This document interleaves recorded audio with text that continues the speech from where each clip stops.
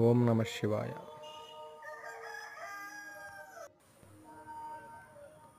చూస్తున్నారు కదండి, ఈ సన్నివేశం చూడగానే టక్కున గుర్తొస్తుంది ఆంధ్ర రాష్ట్రంలో ఉన్నవారికి పాదగయా క్షేత్రం. అదేనండి పిఠాపురం. అష్టాదశ శక్తి పీఠాలలో ఒక పీఠమైనటువంటి పురుహూతికాదేవి నిలయం పిఠాపురం.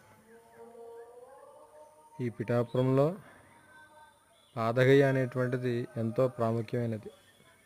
ఎందుకంటే ఈ క్షేత్రంలో మనం చేసేటువంటి దానం కానీ, సేవ కానీ, పితృకర్మ కానీ, దైవకర్మ కానీ ఏదైనా సరే ఎంతో ఫలితాన్ని ఇస్తాయన్నమాట.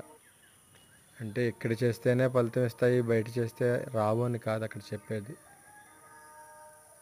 ఈ గయాసురుడు అనేటువంటి ఒక రాక్షసుడు, పేరుకు ఆయన రాక్షసుడైన మహావిష్ణువు యొక్క భక్తుడు అనమాట. ఆయన ఎంతో తపస్సు చేసి ఆ తపఫలితంగా ఆయన ఏం కోరాడంటే తీర్థాల కన్నా శక్తివంతమైనటువంటి ప్రదేశం అవ్వాలి నా దేహం అని కోరుకున్నాడు ఆయన.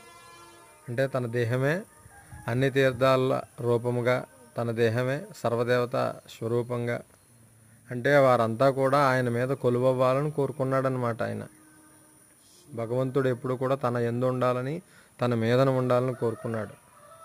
అందుకని చెప్పి ఆ యొక్క గయాసుడి యొక్క తన దేహంలో 3 భాగాలు, అంటే పాదభాగమేమో పిఠాపురంలోని, నాభిభాగమేమో ఒడిస్సాలోని, శిరఃభాగమేమో బీహార్లోని ఏర్పడ్డాయన్నమాట. అందుకని ఈ క్షేత్రంలో దైవ కార్యక్రమంతో పాటు పితృ కార్యక్రమం కూడా ఎంతో ప్రాశస్త్యమైనది.